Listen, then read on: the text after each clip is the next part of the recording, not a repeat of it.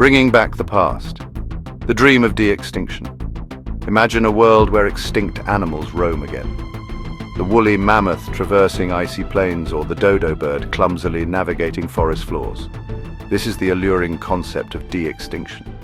Scientists and the public alike are captivated by the possibility of reversing extinction, but could we truly bring back these lost creatures? The idea seems like science fiction, yet advances in genetics and our understanding of ancient DNA have brought us closer than ever before. De-extinction is a complex process, but three main approaches are being explored. These approaches are backbreeding, cloning, and genetic engineering. Each offers a different path towards the same goal of resurrecting extinct species. The possibility of bringing back lost animals raises profound ethical and ecological questions. However, the science behind de-extinction is undeniably fascinating. Backbreeding, recreating lost traits. Backbreeding is a selective breeding technique used to enhance specific traits in animals.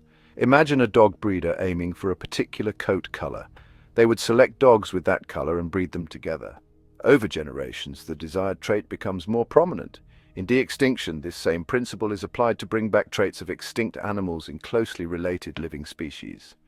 For example, scientists might select cattle with characteristics similar to the extinct aurochs, an ancestor of modern cattle.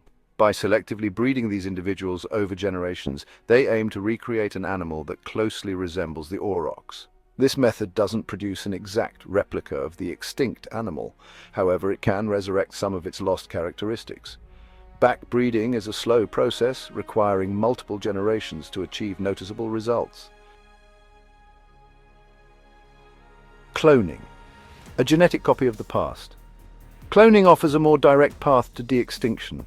This technique aims to create a genetically identical copy of an extinct animal using its preserved DNA. Think of it like copying a file on your computer. You create an exact duplicate. The most famous example of cloning is Dolly the sheep, cloned from a cell of an adult sheep in 1996. In de-extinction, scientists would need well-preserved DNA from the extinct animal.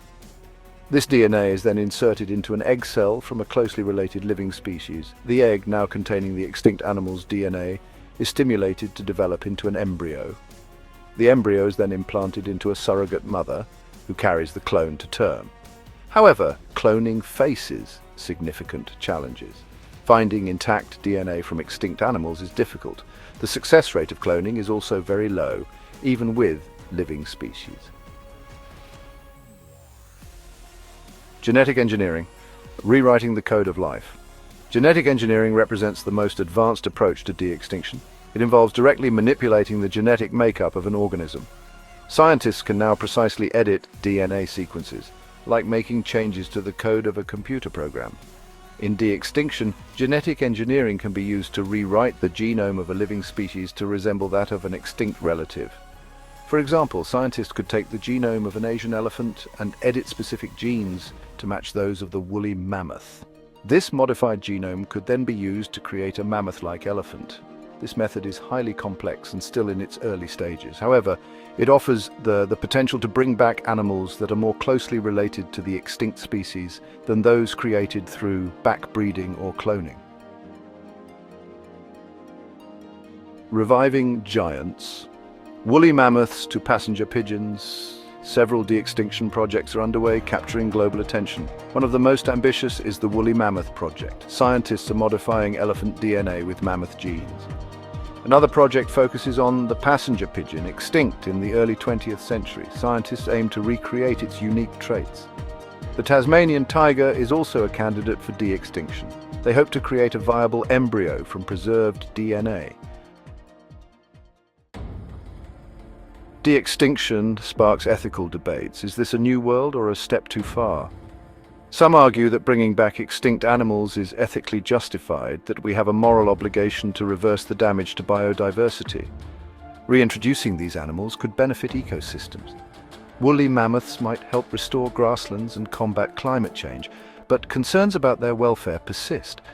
Would they thrive in today's world? Would they face new diseases or struggle to adapt? Ecological concerns also arise. How would they impact existing ecosystems? Could they disrupt ecological balances? De-extinction science is advancing rapidly. Ethical and ecological implications need careful consideration. Reviving extinct animals is not a decision to be taken lightly.